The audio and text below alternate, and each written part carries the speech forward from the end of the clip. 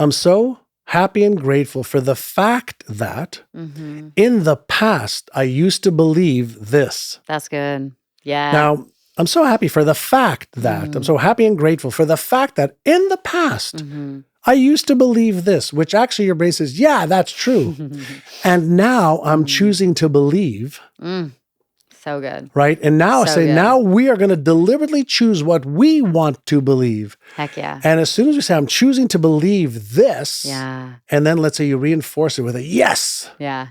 You add some emotion to it. Now I have acknowledged the old limiting belief without judging it, blaming it, feeling angry at it. No, I just acknowledge. In the past, I used to believe this. And now I'm choosing to believe I love this. that. It's like moment by moment decision making. Can't be contained.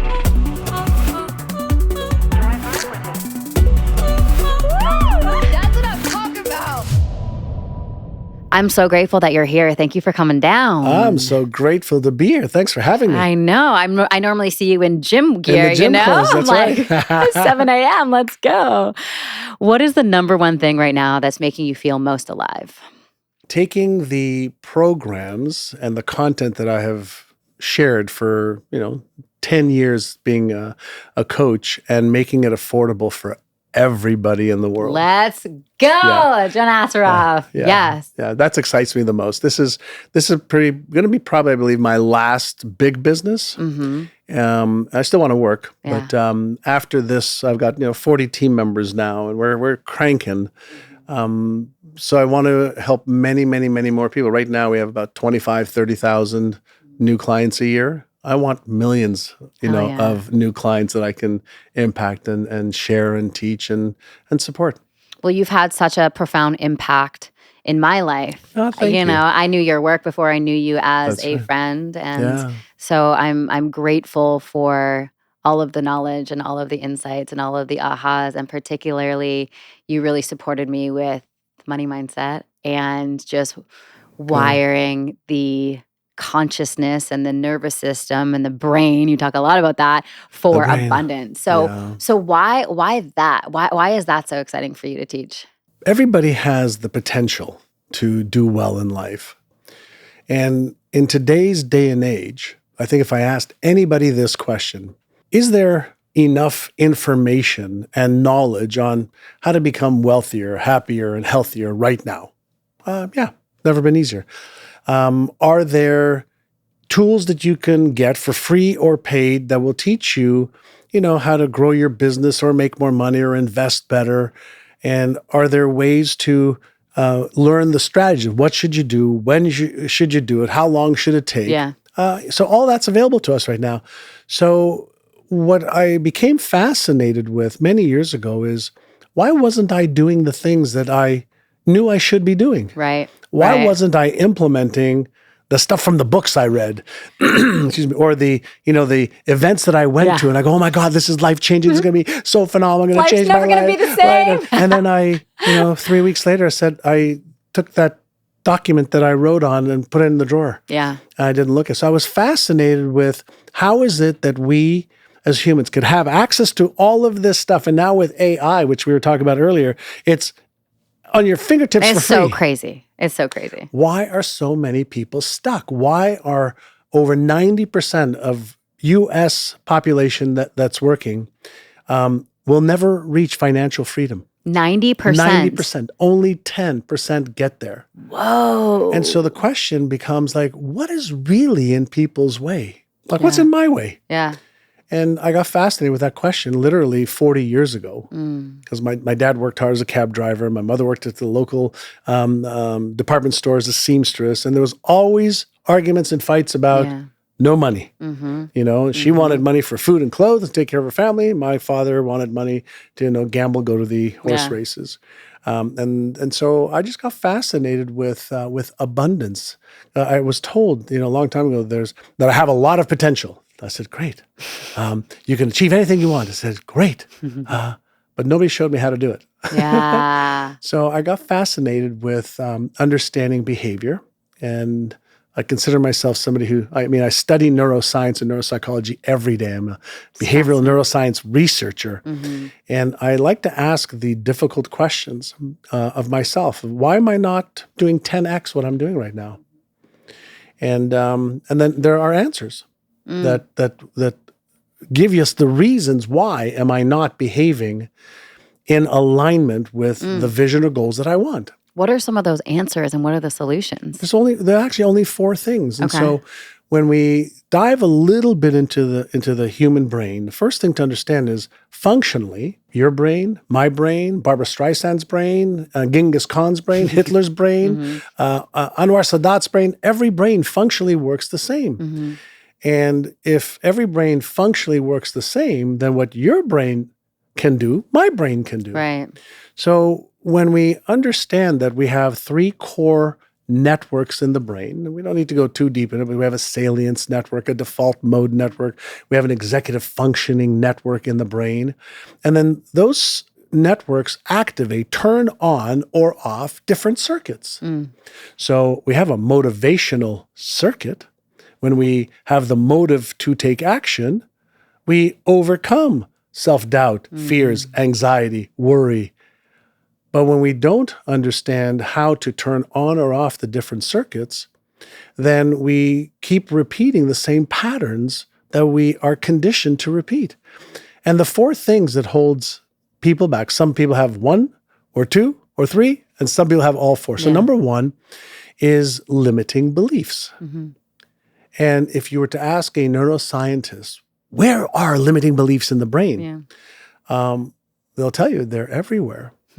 But then if you ask a neuroscientist, were babies born? Are babies born with limiting beliefs? They'll say, no. We're born with, like 100 billion brain cells, like little marbles. Yeah. And as our parents teach us and say things to us, and we watch television and read and talk to our brothers and sisters and siblings, and we see what our aunts and uncles are doing and how much they're earning and how healthy they are or not. Yeah. We develop these neural patterns. The neural patterns that we develop in the imprinting, modeling, and experiential years where we're young, they move from the conscious part of our brain, the awareness part of our brain, hearing it, listening to it, being in that environment. Through repetition, the things that are repeated become a subconscious pattern. So our creator knew what she was doing. And she says, listen, whatever it is that is repeated around you or you repeat, doesn't matter if it's good or bad, strong, weak, empowering, it doesn't matter. I'll just create a habit out of it to conserve energy. Yes. So we develop these limiting beliefs. Right. And then those limiting beliefs look for evidence of the limiting belief in our physical world. So that is where the saying, came from before, is we don't see the world as it is. We see it as we believe it is. So if you grew up in a household where there was scarcity, where there was anger, fighting, challenging relationship, not enough money, scarcity, or disempowering belief and environment, you just adopted that. Yeah. And then if you take a look at, let's say, welfare recipients, 80% of welfare recipients are 5th, 6th, 7th generation Fascinating. welfare recipient, because now we have the genetic predisposition for this. And then we are born in the environment that just reinforces it. Right. So limiting beliefs is nothing more than a reinforced neural pattern. And the question becomes, can I change my limiting beliefs to empowering ones? Yeah, you can. When you understand a little bit of how the brain works, you can. The second thing that may hold somebody back is their self-image and their self-worth. And again, if you go to a neuroscientist, you say, hey, was I born with a self-image of myself, a self-image, self-worth, self-esteem? And the neuroscientists would say, no, you're born with some character traits, but not a self-image, a self-worth image. Yeah. So where do we get that? How did mom see herself? For How sure. did dad see himself? Absolutely. What did they tell us about, who we are and our value? And so now we develop these neural patterns, right? It's just connections in the brain. Yeah. no differently than, software person will sit there and code software, and then the software runs on the operating system. Our software is our beliefs. Our software is our self-image. So then the question becomes, if I have a self-image challenge where I don't feel I'm worthy enough, or because I'm male or female or this age or that age, or I don't feel worthy enough because I have evidence of being told that I wasn't worthy as a child, can I change myself? Can I rewire my brain? Right. Can I reprogram like a software programmer? The answer is yeah. You can. You can. There's the newest body of work around neuroscience that really, really put evidence to this. Many years ago, we couldn't look inside a human brain while it was functioning. We worked on cadavers. So we could see the matter, but we couldn't see, at the level of the cells and the synapses and the connections that were created. So if I want to achieve a goal, doesn't matter. I want to release weight and keep it off. But if I have a fat self-image at a subconscious level, I might go on a diet, lose weight, feel great, and then self-sabotage and gain all the weight back because my brain recalibrates to the subconscious expectancy points like a thermostat. So we have limiting beliefs now, and we have self-image, self-worth, self-esteem that can hold us back. And we will never outperform our hidden self-image. We That's will an never interesting thought. outperform our hidden self-image because the way that the subconscious works is it just automatically creates thoughts, emotions, behaviors to match the self-image and the beliefs that are there. So when we work on our beliefs and our self-image, then it's almost like we're on autopilot and then we're collecting evidence trending in the direction that we want to go into versus what we're not co-signing to. Patterns. I got you. We reinforce the patterns. And by the way, that's the same reason why if you bought a car that's red, you see all the red cars. All the red cars. And, you buy, if you're pregnant, pregnant women and their partners see other pregnant women and their partners more than you normally do. Why? Because your brain is trained to look for that which is familiar. We're just so simple. We're so simple. And then we have the big one, and that is fear. So fear is one of the 6 core emotions. You have love, shame, guilt, disgust, and fear is an emotion. All of these emotions are triggered in our subconscious mind. So let's say I want to achieve a goal, and I'm afraid that I might, not do it well. I might be embarrassed or ashamed, ridiculed, judged, rejected. I might fail. I might succeed. I might disappoint myself or my significant love again. So why is it important to understand fear? Well, when you're driving your car down the highway and the light pops up to say, pay attention to me, the light may represent low tire in the front, low windshield wiper. You left the trunk open. You left the gas thing open. It's a signal. Well, what if we started looking at emotions slightly differently than we have been? Fear is one of the most evolved of our brain's abilities to do 4 things. 1, survival and safety above all else. 2, avoidance, moving away from behaviors around anything that we imagine might cause pain or discomfort. So fascinating. Might cause pain or discomfort. 3, do number 1 and 2 while you're conserving energy, because glucose is the rare commodity in your brain and my brain. Everybody's brain uses glucose. 25% of our calories, our brain uses. It's only 2% of our body weight.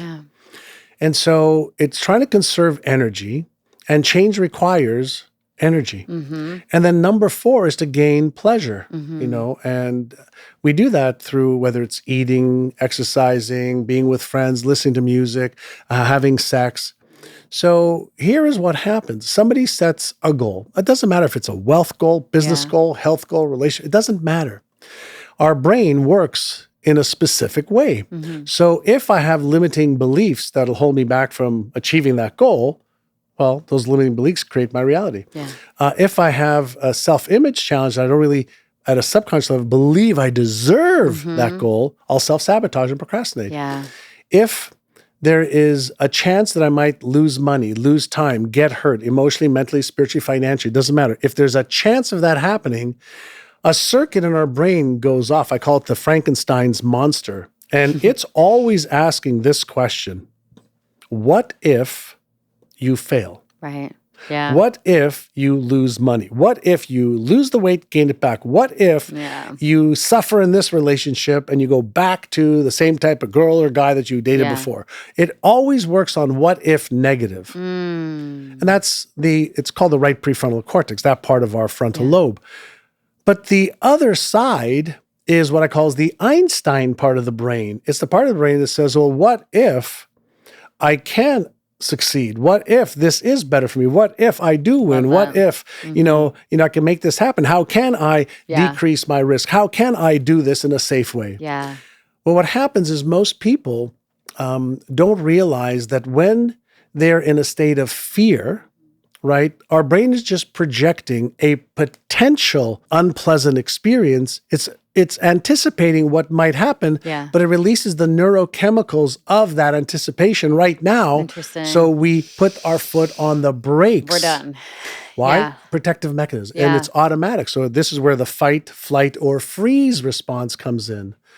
And so those three things, plus when we don't have the knowledge or the skill, we have the desire, but we don't have the knowledge or the skill of how to do what we need to do to get from here to there, then that activates the stress circuit.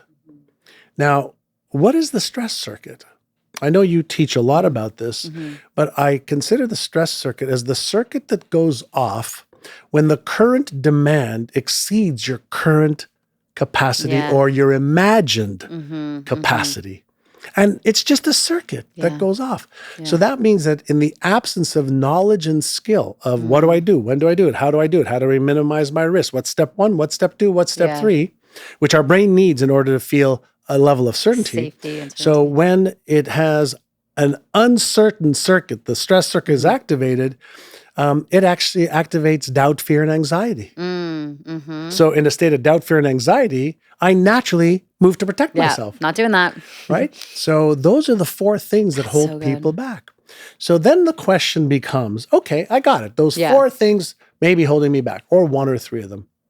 What do I do about my limiting beliefs? And the first thing I tell people to do is write down a limiting belief that you have. Right? And you can ask yourself where you got it from, and maybe you know, maybe you don't. It really doesn't matter. It's nothing more than a pattern in your brain. Yeah. And if you take that pattern that's in your brain around a limiting belief, and you ask yourself, what instruction do I want to give my brain around this limiting belief that would basically deactivate it? Yeah. And then what would I need to do or say to create and reinforce a new one? I got a question about that. Yeah. How do people observe those limiting beliefs without the intense emotionality about them? Because sometimes when they write it down, there can be such a reaction of emotion of like, oh my God, and like all the story. So how do we navigate that piece? Yeah. So whenever we're doing any deep work or even shallow work on ourselves, and of course breathing is a really good way to reset. So we want to be operating from our sympathetic nervous system, right? Instead of the parasympathetic nervous system, the calm to response system. So an exercise that I teach my clients, in addition to doing some breathing on the front end, is do the work in a state of awareness, but you have to do it this way. Agree with yourself that you're going to observe yourself and you're going to discover stuff about yourself without judgment, blame, shame, guilt, justification, or fear. Right. You're going to become a quiet, silent observer. And what is it that you want to observe? Well, one of the exercises that I teach is called AYA. And AYA stands for awareness, intention, action. Now, let's talk about awareness first. What is it that I want to be aware of? Well, when you go to a doctor, she wants to become aware of your symptoms. Yeah. Yeah. She wants to become aware of what are you doing or not doing, Yeah. right? If a consultant comes into your business to look at, what you're doing, they're going to say, okay, show me your strategy, show Yeah. me your product, show me your systems and processes. And from there, they say, okay, now let's go to a prescription. So when we're doing any of the work, I like to suggest pay attention in this awareness phase of your thoughts, emotions, feelings, sensations, behaviors that are producing the results that you're achieving. Right. Okay? So good. And so in your awareness, you may discover that your self-talk is self-deprecating self-talk. You have negative self-talk. You may recognize that you have a lot of disempowering thoughts. Yeah.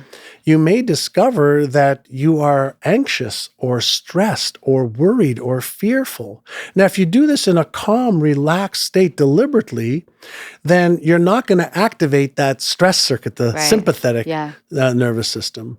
And so if we look at the thoughts and then we say, well, what's my intention? This is the I in Aya. My intention is to create an empowering new belief. My intention is to take action, whereas before I'm not taking action. They say, okay, yeah, that's what I want to do. I don't want to be frozen in fear. I don't want to, sabotage anymore. I don't want to procrastinate anymore. I want to be an action taker. And then the way you interrupt the pattern is observing the pattern. You set a new intention, and then you ask yourself a real easy question. What's one small little thing I can do differently that'll move me towards the vision or goals that I want? Yeah. Now, why do we want to start with one small thing? Builds momentum. Builds momentum. Yeah, it builds momentum, but it also does a few other things. You get a little hit of dopamine that reinforces your self-confidence. You reinforce that dopamine with behavior, which gives you another hit of dopamine. And so now we're actively and deliberately activating our own neurochemistry. So good. And there is cocktails, of certain types of neurochemicals that you want to have together. So, for example, fear releases cortisol, epinephrine, adrenaline, right? This angst feeling, and a little bit of that with dopamine is a phenomenal combination. I'll have that. Serve me up that. Give me one of those. It's actually a flow state. Everybody thinks a flow state is you're calm. You're like, no, a flow state has a little bit of that cortisol. I get that. Like when there's a little bit of charge in my system, my productivity goes through the roof. Yeah. So now, love that. When we breathe, inner size, I call it take 6, calm the circuits, which take 6 slow, deep breaths into your nose, out through your mouth just to calm it. Or you can do the, one deep breath in and then in again and then breathe out through your mouth. That resets the system in 15, 20 seconds.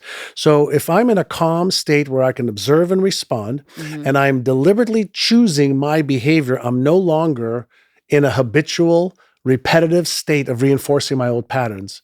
So I want to use, that energy and that space of calmness to now say, okay, well, do I have any limiting beliefs? In a calm state, a limiting belief I have is write it down. And then what I want you to do is write this. So let's say I have a limiting belief that I'm not smart enough, not worthy enough, I don't have this or I don't have, whatever it is. In front of that limiting belief, here's what I want everyone to pay attention to. Write this out. I'm so happy and grateful for the fact that in the past, I used to believe this. That's good. Yeah. Now, I'm so happy for the fact that, I'm so happy and grateful for the fact that in the past, I used to believe this, which actually your brain says, yeah, that's true. And now I'm choosing to believe. So good. Right? And now I say, now we are going to deliberately choose what we want to believe. Heck yeah. And as soon as we say, I'm choosing to believe this, and then let's say you reinforce it with a yes. You add some emotion to it. Now I have acknowledged the old limiting belief without judging it, blaming it, feeling angry at it. No, I just acknowledge. In the past, I used to believe this. And now I'm choosing to believe I love this. that. It's like moment by moment decision making. Moment by moment. So now that I'm choosing to believe this, what's one character trait that shows that I believe this. I sit up straight. I Yeah. dress differently. I walk into a Yeah. room with confidence. I take action when I don't feel like it. Write out the character trait of the new Good. belief. So good. So we're going right into embodiment right away. We're going right Let's into go. words, thoughts, emotions backed by a small behavior. Yeah. And anytime we interrupt an old pattern and we replace it with a more empowering pattern, Mm-hmm. we're doing something that I coined the term of neural linking. Mm-hmm. And neural linking is simply linking different neural patterns together. So no differently than when you're driving on the highway, there's the roads link to the highway, and then the highways link to other highways. That's how your brain is. Yeah. So I want to take a disempowering pattern, add a positive pattern to it, and then I want to repeat that pattern over and over and over again. So good. And repetition creates the permanent patterns or Yeah. soft wired patterns. Yeah. And then if I did that, and then what if I closed my eyes and I said, well, let me visualize what my behaviors are going to be, what my results are going to be. Let me visualize myself being empowered, brave, courageous, worthy. Let me visualize it. Why? Well, we know that a visualization is a mental simulation. Yeah. But So whatever powerful. it is that we visualize, we also feel. Yeah. So now I'm engaging the biggest lobes in the brain is called the occipital lobe. That's the back of our brain Yeah. where the visual cortex is. And so if I could see myself Yeah. with empowering beliefs, if I can feel the success in advance that I want, and I can embody that, and I could see myself taking action, whereas before I didn't, Yeah. if I can see the new identity that I need, and I can add the beliefs and then some small behaviors, now I am actually firing my own brain cells deliberately. I am wiring, those brain cells together between what I think, what I feel, and what I do, and what I see in my mind. Now, who's in control? Now, who is building a new road, Yeah. new Yeah. road, new roads, new road Yeah. in their brain. Our brain not only is creating new brain cells, neurogenesis, Yeah. but neuroplasticity, the switch actually goes off when we're 12, 13, 14 years old. Really? Yeah. Most people don't know this. And that's why change is so hard. Oh, that's so interesting. I did not know Yeah, that. so- but we can reactivate it through things like well, this. we reactivate it through curiosity, Right. through having fun, Yeah. through observation, Joy. through joy, through repeating a new mantra or a series of affirmations, visualizations, mindfulness. We can use subliminal programming, mental contrasting, guided hypnotherapy. There are dozens of many, tools to use. Yeah. And so if I want to be the architect of my life, I have to understand a little bit about how my brain works. Yeah. This is so good. And our brain actually is either, a tool of mass construction, builds us up, or mass destruction. It tears us down. I'm curious what your thoughts are on people who are kind of in this place of being addicted to their own suffering, right? There's like this addiction to being in the same place, and there isn't this intrinsic desire to actually change because maybe on some level they don't think they can. I'm curious with all the Yeah. thousands of people that you've worked with, I'm sure there's been some people in that position. Well, first and foremost, all of us are addicts. All of us are addicts to our habits, to our expectations. So when we understand a little bit about how the brain works, it's not just addicted to suffering. They feel safe and secure in the suffering they know. I got you. So it's more of a certainty thing. It's a certainty. And a safety thing. And so there's something called the law of secondary gain. So think about this.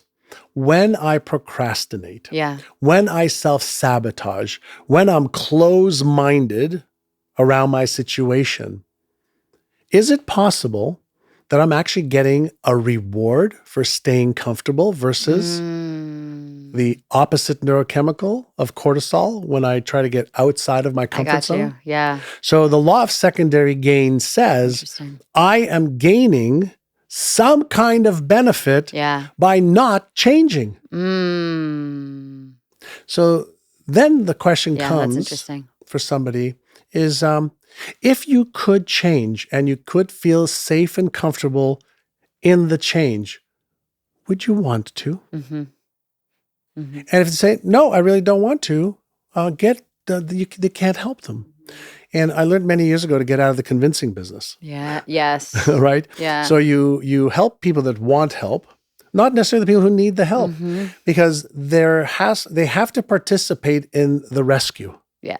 Oh, that's a good one. Yeah. Right? And if they don't want to participate in the rescue, then it's almost impossible to help anybody who doesn't want to. So if somebody wants to, then we could say, okay, great, let me help you understand a few things about how your brain works and how your thoughts work and how your emotions work and why is change so hard. And let's also give you some tools just to get out of your current comfort zone and your current disciplines. Yeah. Because people say to me, I need to be more disciplined. I go, no, you don't.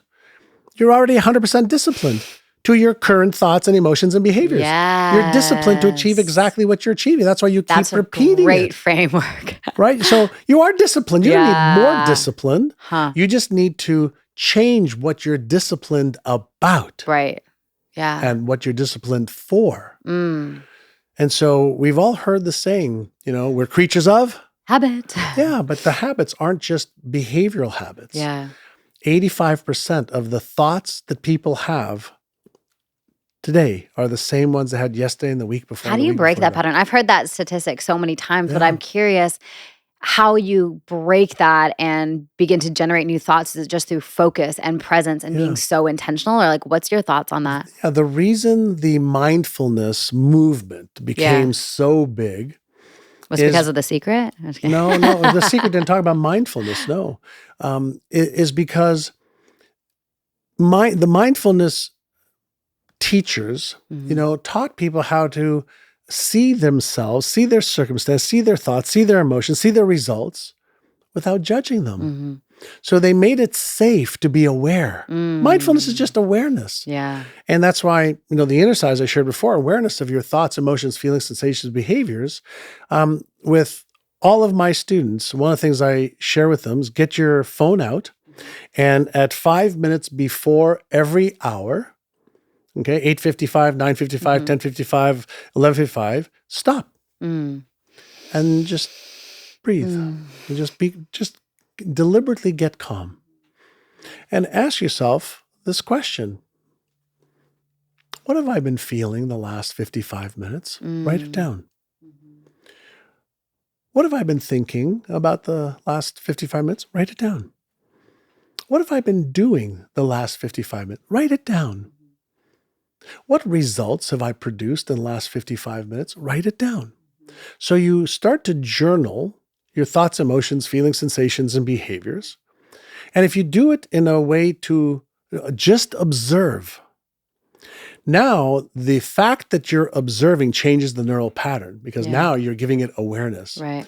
And then you say, okay, the next hour, I want to focus on this belief. I want to focus on this emotion. Oh, that's good. I want to focus on this action and behavior so that by the end of the hour, I achieve this result. And what you'll discover is over the course of 1 week, let's say 8 times a day you do that, you are going to have such an understanding of what you've been thinking, feeling, and doing because you're being deliberate about it. Yeah. And then you can say, okay, will these thoughts, will these beliefs, will these emotions that I'm feeling, will the behaviors that I've been taking, I have it written down here now, are they going to achieve my vision for my life, my business, my goals, and my yes or no? It's binary. So good. So good. And if the answer is no, they won't, then you go, okay, what can I do to change? For sure. So how do I activate a new self-talk pattern? Well, why not write out new beliefs? Why not write out the way you want to talk to yourself? Why not deliberately choose your physiology and your state? Yeah. Because your state will tell you a lot about how you're feeling. So are you standing right? Are you sitting right? Are your shoulders back? Are you slouched over? Are you breathing shallow? Yeah. So now we want to be an observer of our effects. Yeah. I love that hourly practice because it gives us an opportunity to re-choose where we want to trend the direction That's of the right. energy in every single moment. That's right. Of like, rather than being like, oh, it was a bad day today. I had a bad day. It's like, Right. no, there was like a little hour that was Yeah. off, but I chose to realign, Yeah. refocus, and then trend the energy in this direction. I love that. I call this deliberate conscious evolution, Beautiful. right? You're being deliberate Yeah. about evolving yourself. Mm-hmm. And we know that every result we have in our life is an effect. Mm-hmm. The amount of money you make, effect. Yeah. How you look and feel, effect. The quality of your relationship with yourself or with others, an effect. Yeah. The money you have in the bank, an effect, Mm-hmm. right? So everything is an effect in our world. Mm-hmm. And we are at cause. Yeah. So the first thing we want to be And aware I think of. that is hard for people to truly grasp, especially when it comes to money, right? Like like the moment we take 100% responsibility for the abundance that we create is the moment that we can change it. That's right. But getting people to that point, this framework that you just shared is going to be such a beautiful teaching for people to begin to take that ownership and take that responsibility, because once they embody it, it's just like the world is your freaking oyster. Yeah. I've studied, quite a lot in 40 some odd years of being in the personal development world myself. That's how long you've been in this world? Well, I started to study with brilliant individuals Yeah. when I was 19. I'm 62 Dang. now. Wow. So a long time, read a lot of books, been to a lot of courses, studied a lot of stuff, seeking the truth for myself, seeking the edge, seeking how do I left high school in grade 11. I failed English, failed math, was voted most likely to fail, worked for $1.65 an hour, my first job. And Where was that job? Montreal, working in the shipping department at Philips Electronics. You grew up in Montreal? I did. I don't think some of my life. Yeah. I don't think, did I know you were Canadian? Are you I don't know. Canadian? I am Canadian. I was born in Tel Aviv, though. Tel Aviv. And then you moved to Montreal. And then I moved from Montreal to Toronto. And that's when I got into real estate at 19. And that's where they were very, very big on training. Yeah. Oh, And, I see the pathway now. yeah. Okay, there we go. And so, so first we have to understand that you have $100 billion brain. The history That's of our a beautiful species, concept, isn't it? The history of our species has figured out how to survive. You are more than enough. You have more than enough abilities. You may be ignorant, Yeah.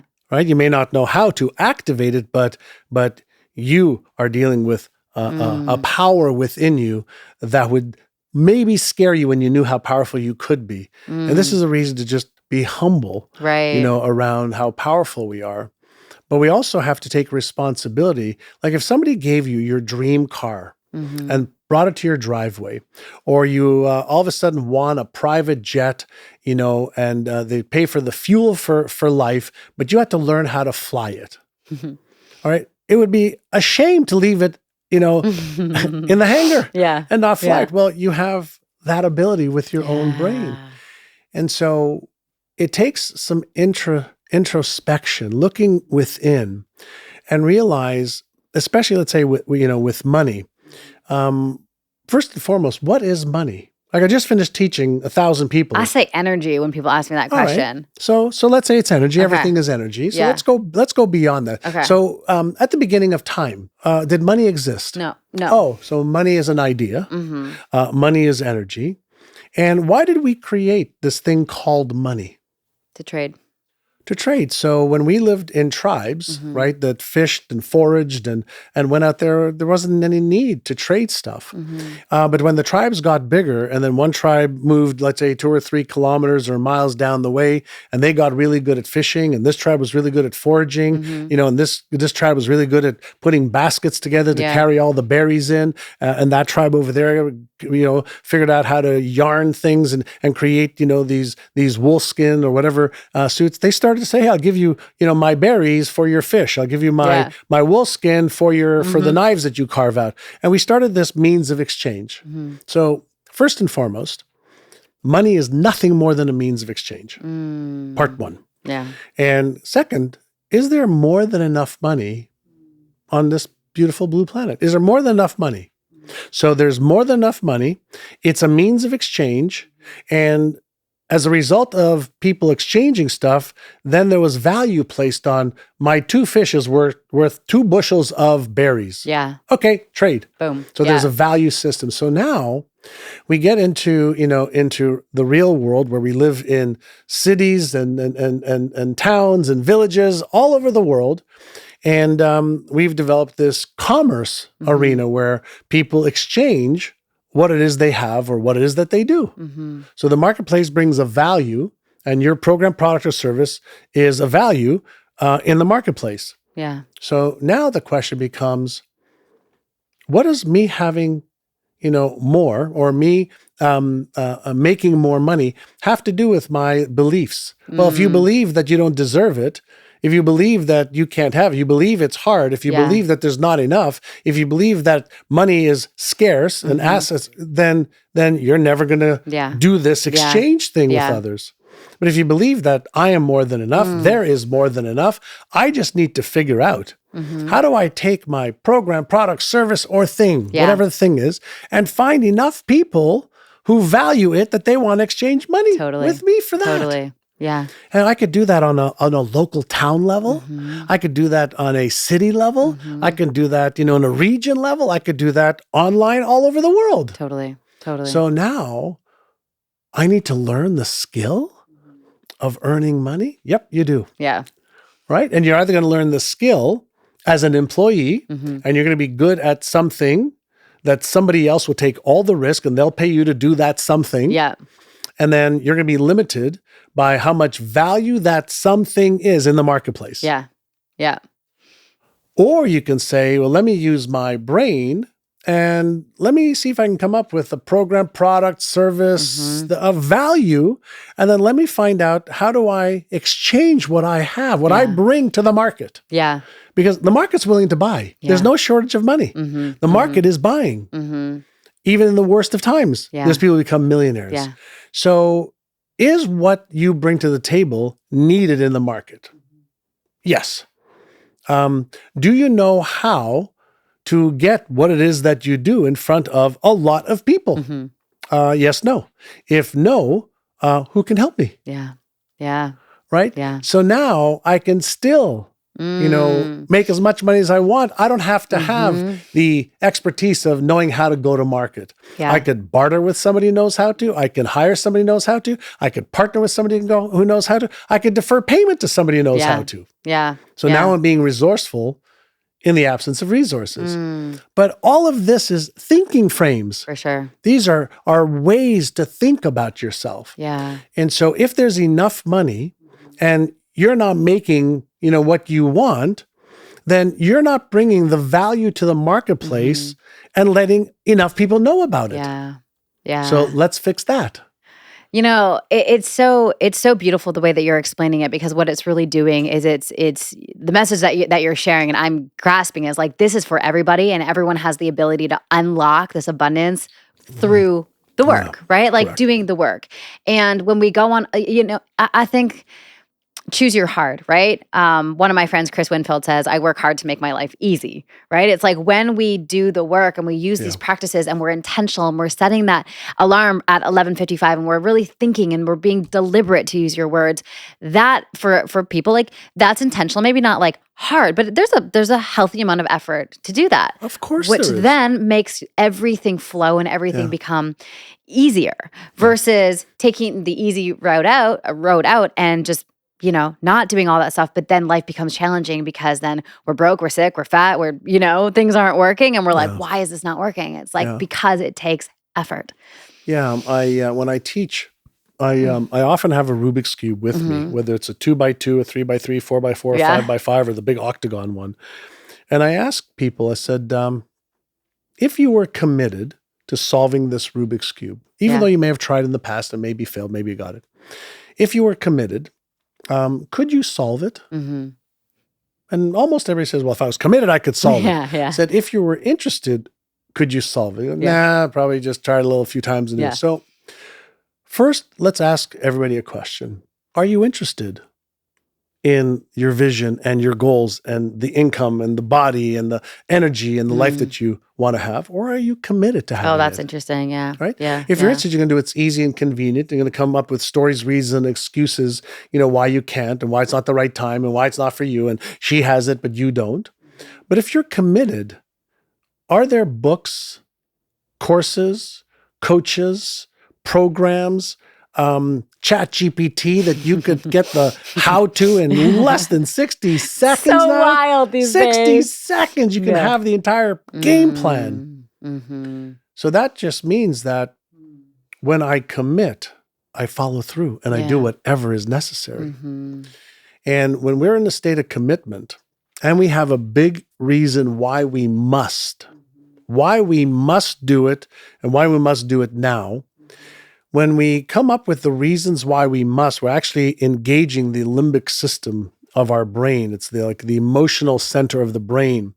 And when we have musts or whys that are bigger than our fears, we take action. That's beautiful. When we have whys, reasons why I will, that are bigger than my stories and excuses, we take action. When we have a why, that is bigger than my limiting beliefs, we take action. Yeah. But if our limiting beliefs, our fears, our worries, our doubts are bigger than our why, then they win. Yeah. And what's really interesting is most people don't believe what they believe because they chose to believe that. They adopted somebody else's belief system. Yeah. And if you think about, when, our parents or grandparents, were born in the era they were born, scarcity was a big, big play. Absolutely. Right? A lot of people believed in scarcity, whether it's because of wars, the crash, the this or the that, depending on where people live in the world. And so why not deliberately create yourself? Yeah. Like deliberately create yourself. And if it's true that everything is energy, and it is, and our brain is a 3-pound, molecular structure, atomic structure that tunes into different frequencies in this quantum field that we are in. It's not like out there in here. Then can I tune in my brain to the frequency that I want? Right now, I often ask people, is there music in this room right now? I don't hear any. And I bet people $100 that there's music in this room. And they go, okay, here's the $100. I go, great, here's my $100. I go, okay. If I had a radio here right now, no wires into the wall, a radio with batteries, and I turned it on, and I wanted rock and roll music, would the radio be able to tune into rock and roll music frequency? Oh, what about punk rock? What about classical? What about jazz? What about, I could tune the radio, the receiver that's tuning into the frequencies we cannot see. So is there music in this room right now? Yeah. Oh, there is. Oh, that's so interesting. So what do you think the human brain is? A receiver. Well, it receives, okay, and it sends out messages. Right? So it receives and sends out. So here's the question. Your thoughts, what are they in resonance with? Your feelings. Your feelings, but if you have negative thoughts, isn't your brain releasing the negative neurochemicals and electrical vibration? And since the universe operates, by everything is energy, and energy that's on the same frequency is no different than what a band does when they play together. They are in harmony, in concert. Yeah. And that's called resonance. And so the question becomes is, if I have a positive, amazing vision, goals for my life, but I have a negative or disempowering frequency in my self-talk or in my emotions, how will a negatively vibrating molecular structure called my body ever tune into the frequency of my vision and goals? So now we want to say, let's create a big vision. Let's create a big vision. We don't need to know how to achieve it. Let's create some goals so that we can move towards those. And then let's ask ourselves a question. What would I need to believe in order to achieve this goal, whatever this goal is? I can give you one of mine right now. Go. My big vision, my big goal is training and certifying 10,000 breathwork facilitators before 2030. So that's like my big, Great. that's what I hold. And so what would you need to believe? Okay, not necessarily about you, but what would you need to believe about that goal? First and foremost, is that it it was possible? achievable, that it was possible. Oh, great. Yeah. So you want to look at the goal every day. You want to feel that it's achievable and attainable every day. And then what would you need to believe? What's one belief that you would have to make the possibility of that more predictable? That there's a million ways in order to attract my ideal client day after day, moment after moment, breath after breath. Right. So I'm so happy and grateful for the fact that there are millions of ways, there's dozens of ways to attract that client out of the 8 billion people, okay, that are on this planet through my breath work and through my contacts and my friends and my family and my upgrading my knowledge and skills. And I am so excited each and every day to pursue that vision and goals. Yes. Yeah. So you create the vision, you create that affirmation of possibility and what you want to believe, and you create a little script. No differently than if I asked you to look at a script that Steven Spielberg, gave you or me, because he just came into the building here, right? And said, hey, you look like you can play this role. And I gave you a brand new script. You've never read it before. But it laid out the character traits, what she believes, how she behaves, what she's achieving, what she's doing every day. Yeah. And you had to learn the script until it became one with you. So it's on paper. How would you become that role? What would you do? Repetition. How specifically? Embody. I would read it every single day. I would feel One time? every single day, multiple times a day. Just Multiple keep times a day. going. Yeah. So you'd read it. I would act as you'd if. feel it. You'd act as if. Maybe you'd record it on on your mobile phone and then listen to it. Maybe you would come up with some affirmations. Maybe you'd visualize yourself embodying the role. Maybe you'd visualize yourself winning an Academy Award. Maybe you'd actually go into the studio and film yourself, and then you'd critique your work until you get it better and better and better and better and better until you and the script became one. Yes. If anybody's paying attention right now, here is the challenge they're having. The script of what they want doesn't match what they believe, doesn't match their behaviors, doesn't match their habits, and doesn't match what they expect. So I have been doing my inner sizes for 40 years. 40 years. I have my exceptional life blueprint with my goals in writing for health, wealth, relationships, career, business, my beliefs.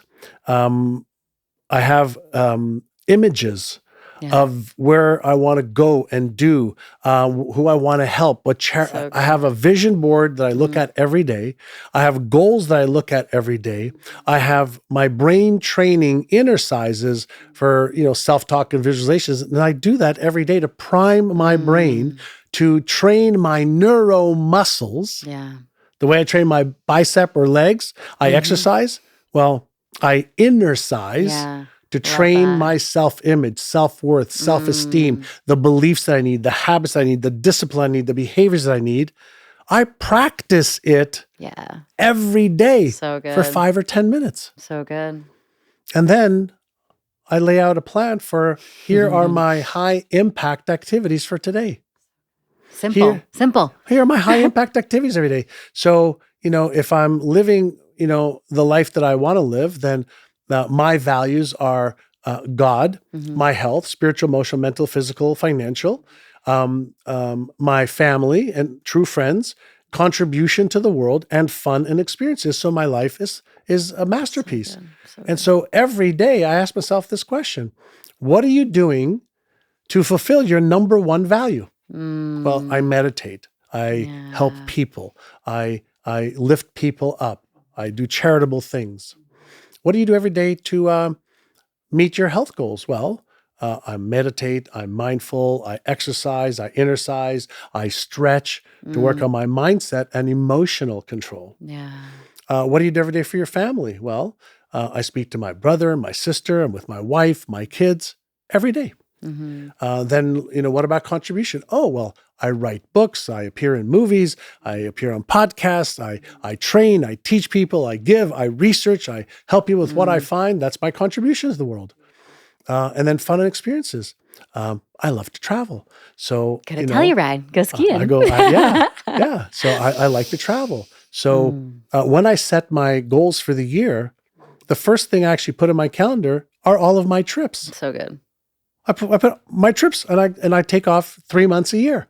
So I put my trips into my calendar first, and then I put the other stuff in there. So very, very deliberate, right? Very, very on point of using my brain to help me achieve the goals that I want. And you're either going to pay, Jim Rohn said this, you said, you're either going to pay the price of discipline or you're going to pay the price of regret. I love him. And he said, discipline weighs ounces, regret weighs tons. Yes. So I've just asked myself, what are the disciplines that empower me and build me? I absolutely love discipline. I grew up as a dancer, and it required me to be extremely disciplined. Monday to Friday, 3 p.m. till 9 p.m. at night, I was in the studio training and just doing it over and over and over and over and over again.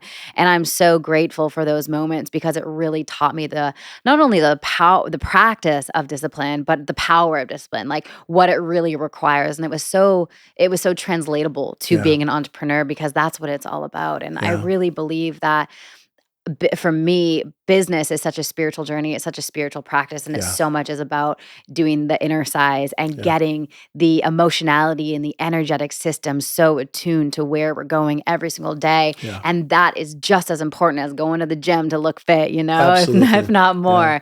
So, And you said, practice. If you think about why do athletes practice? Why do entrepreneurs practice? Why do breath coach practice? Like, why do we practice?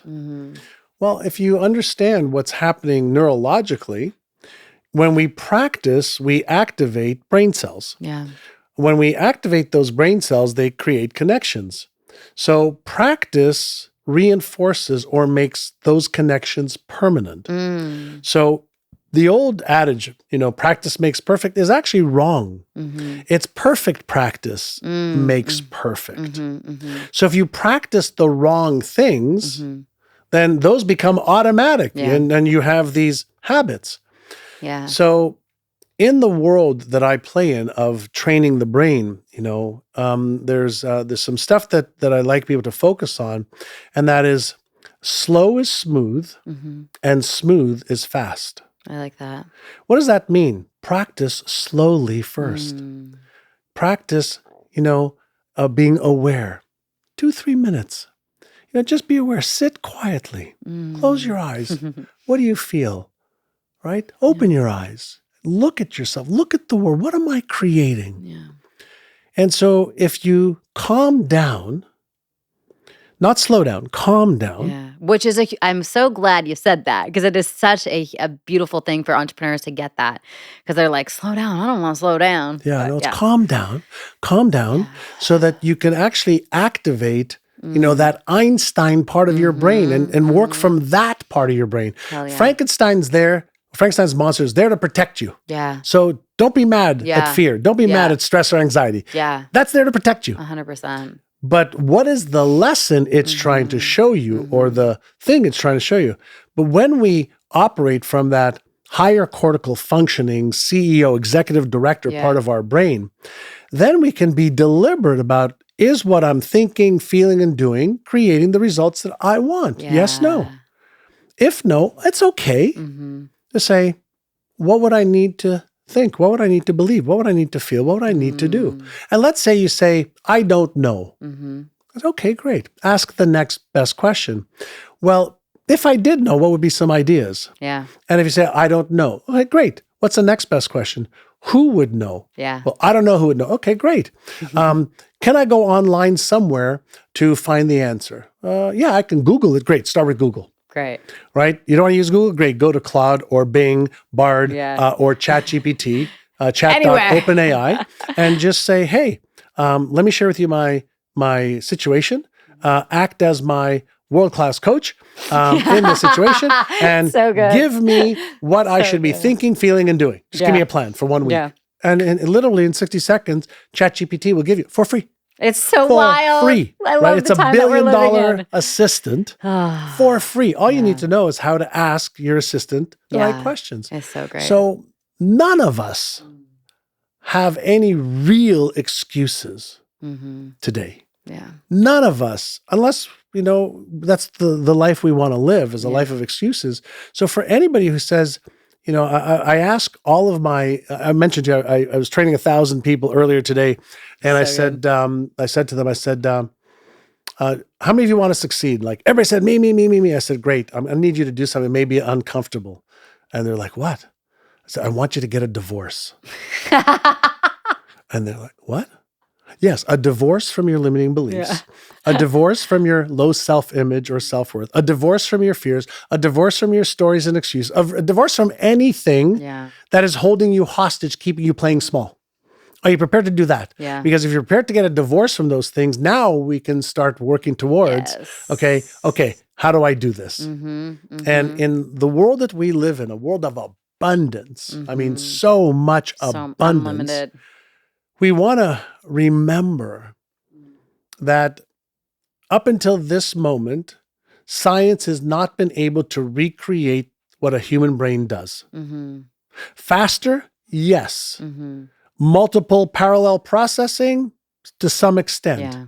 We're just entering the era, the next 3, 4, 5, 10 years, where there will be AI that will be smarter than humans, like way smarter. Yeah. It's already, the supercomputers already beat people at the most complicated game in the world called Go or chess. Yeah. But you already have a tool that they can't build for $1 billion. So why not start with what we know about achieving success? Totally. Right? Create a vision. You don't have to know how you're going to achieve it. Yeah. Set some goals. All right? Ask yourself, why must you achieve them? Then say, what do I need to believe? What knowledge and skills do I need? What habits do I need to create?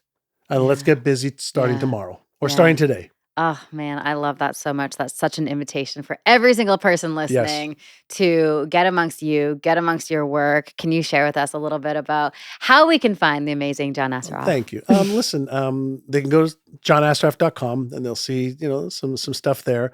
I have an Instagram account. If anybody wants to check out my Inner Size app. Definitely, everybody go check out his Inner Size app. I'll put a link in the show notes for you guys too. Innersize.com, or go to the App Store, Google or iOS, Apple, and then just check out the work. I'm just fascinated with, how do I have the best life possible for me? I made a decision a long time ago. I don't want to end my life going, it was so ordinary. I would cry. I would I want to have an extraordinary life. So I'm willing to do a little bit extra every day. I don't think I'm smarter or better than anybody else. And I also just put in a little bit of effort every day to make myself better, to let go of what limitations I have, to be aware of and remove the obstacles, and then learn what is it that I need to start, what is it I need to stop. And I'm consistently looking to tweak that. And being someone who knows you and you're a friend of mine, you are such an embodiment of what you teach, which is really such a breath of fresh air. And just, you're an incredible example, role model, mentor to thousands and thousands of people. So, you guys get amongst John's work. Absolutely. Thank you so much. Thank you for being here. This was so good. What a good, fun time. And you're outstanding at what you do. So I'm so happy for you and the success you've achieved and how you've stepped into your greatness. And you have self-made woman, and I know we all stand on the shoulders of giants, but you've taken action and you're doing the work and you're helping so many people. So thank you for doing the beautiful work you're doing. Thank you. That means a lot. Appreciate you. Appreciate all right, you to too. everyone listening, thank you so much for tuning in to another episode, and we will see you next week.